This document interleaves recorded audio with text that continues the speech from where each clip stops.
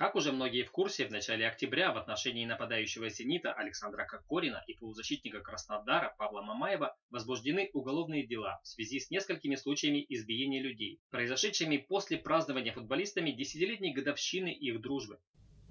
Надо отметить знакомство. Василий Игнатьевич, мы пас, у нас работа. Это работе не помешает.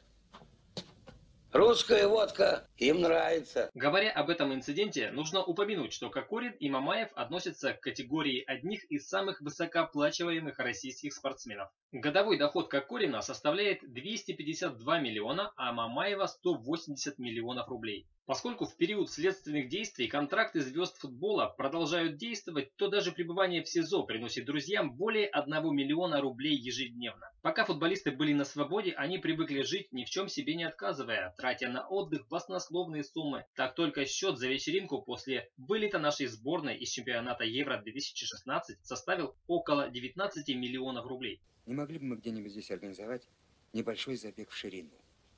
Такой, знаете, бордальеро. Я нервничаю, потому что мне деньги жгут ляжку. В то же время наших футболистов никогда особо не интересовало общественное мнение об их поведении. В связи с этим понятно, почему наиболее популярной точкой зрения людей о дальнейших судьбах Кокорина и Мамаева является призыв к применению к ним самого жесткого наказания. Кстати, в связи с тем, что суд переквалифицировал статью побои, по которой обвиняемым было предъявлено первоначальное обвинение на более тяжкую хулиганство, ребятам уже грозит до 7 лет лишения свободы. Более того, после данного инцидента жена Мамаева подала заявление на развод, а многочисленные пользователи социальных сетей требуют навсегда Мамаева и Кокорина отстранить от футбола. Таким образом, звездные спортсмены получили шанс по полной рассчитаться с обществом за все нанесенные обиды, да еще так, чтобы на их примере всем остальным было неповадно. Причем рассчитаться в прямом смысле слова. Так, один из пострадавших, в отношении которого обвиняемыми спортсменами в том числе были допущены оскорбления по расовому признаку, заявил, что он готов пойти на мировую за каких-то 100 миллионов рублей. Ну кому нужна война? Никому, конечно. Вот так.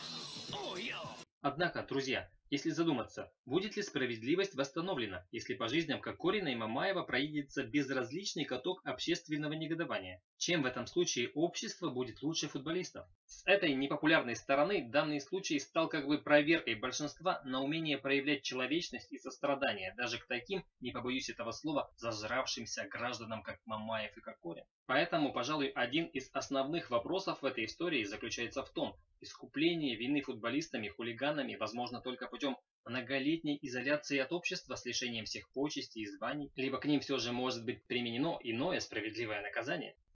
Свободу Юрию Деточкину! Ура! Итак, в помощь суду канал «Обо всем с юмором» разработал предложение о видах альтернативного наказания для Кокорина и Мамаева. Во-первых, ребята могли бы отбывать наказание, занимаясь и дальше своим любимым видом спорта, выступая, например, за какие-то менее знаменитые футбольные клубы. Меня отстранили, да? Хуже. Уволили? Еще хуже. Хуже? Меня казнят? Перевод на север. На север? Нет. Во-вторых, Кокорина и Мамаева можно было бы отправить на участие в чемпионате по рестлингу. Преимущественно, конечно, в тех шоу, где необходимо принимать удары стульями от звезд рестлинга. Илья выжидал этого момента. Посмотрите, с какой яростью он бьет. Искупление вины было бы налицо, точнее на лице. В-третьих, ребят можно было бы назначить сотрудниками представительства нашей страны в Китае, куда ими был устно отправлен один из потерпевших. Не зря же гласит народная мудрость: язык до Китая доведен. В-четвертых, звезд спорта можно было бы отправить играть в чеченский футбольный клуб «Ахмат». Однако думаю, что для Кокорина и Мамаева это наказание было бы равнозначно лишению свободы, поскольку под контролем Рамзана Кадырова у них не будет ни единого шанса после игры привычно расслабиться. А я, между прочим, сюда и поставлен, чтобы блюсти государственный интерес.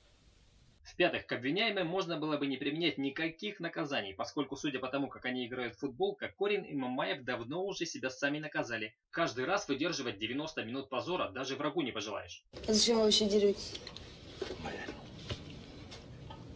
Ну а что нам по-твоему? В футбол играть, что ли? Друзья, если серьезно, то до вынесения приговора суду предстоит еще огромная работа, в том числе, чтобы разобраться во всех тонкостях этого дела. Уверен, что решение будет беспристрастным, поскольку оснований сомневаться в этом у нас абсолютно нет. Друзья, подписывайтесь на канал «Обо всем с юмором» и будьте в курсе самых последних спортивных событий и не только с долей авторского юмора. Спасибо за внимание, всем удачи, пока!